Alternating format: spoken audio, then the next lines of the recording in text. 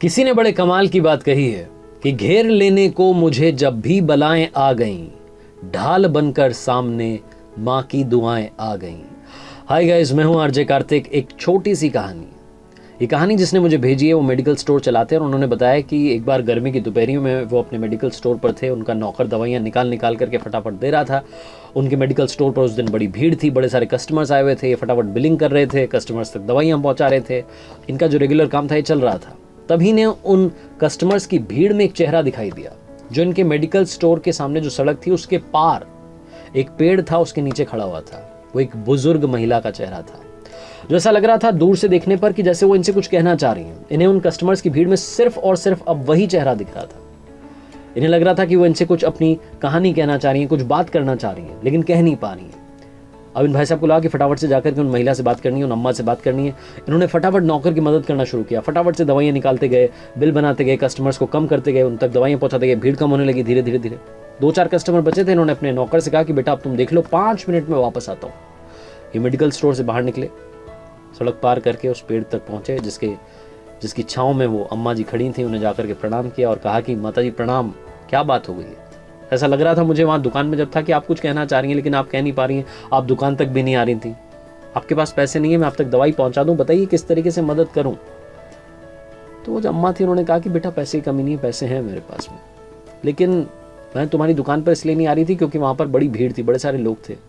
मुझे लगा कि जब कोई नहीं रहेगा तब चली जाऊँगी। तो उन्होंने पूछा कि ऐसी कौन सी दवाई चाहिए आपको जो आप उनके सामने नहीं ले पा रही थी? आप आ जाती, आप बता देती, मैं आप तक दवाई पहुँचा देता। आप परेशान क्यों, इस तरफ क्यों खड़ी हैं? तो जो अम्मा थी उन्होंने बताया कि बेटा मैं क्या बताऊं, कल शाम में मेरे बच्चों का कॉल आया। मेरे बच्चे ना बड़े शहर में रहते हैं और मुझसे मिलने के लिए हर बार गर्मी की छुट्टियों में आते हैं। मेरे बेटे ने मुझे कॉल करके बोला कि मम्मी इस बार मैं, मेरी वाइफ, मेरे बच्चे, हम लोग घूमने के लिए हिल स्टेशन जा रहे हैं और मैं इन सबको लेकर के जा रहा हूँ क्योंकि इनकी छुट्टियाँ बार बार नहीं आएंगी। तो वेकेशंस में हम पहाड़ों में घूमने के लिए जा रहे हैं और आपसे मिलने के लिए इस बार गर्मी की छुट्टी में नहीं आ पाएंगे। वी आर सॉरी मम्मा, अगली बार पक्का आएंगे।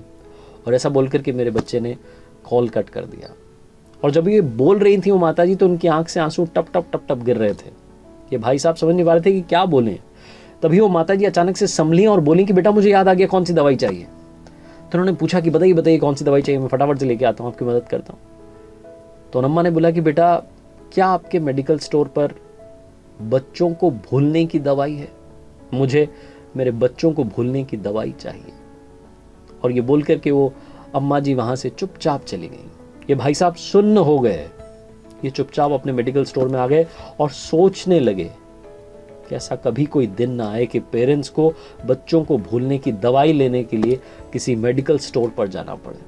छोटी सी कहानी बहुत बड़ी बात सिखाती है। अपने माता पिता की कद्र कीजिए, रिस्पेक्ट कीजिए, बहुत सारा प्यार दीजिए, क्योंकि एक दिन ऐसा आएगा जब वो नहीं रहेंगे और आपको उनकी कमी महसूस होगी और आप समझ नहीं पाएंगे कि उस कमी को कैसे फिल करें, कैसे उस कमी को पूरा करें।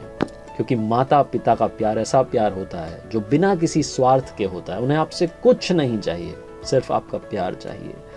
आरजे कार्तिक एक बार फिर से आपसे कहेगा, माता पिता के प्यार के साथ, ऊपर वाले के आशीर्वाद के साथ, अपने हौसले के साथ कर दिखाओ कुछ ऐसा कि दुनिया करना चाहे आपके जैसा।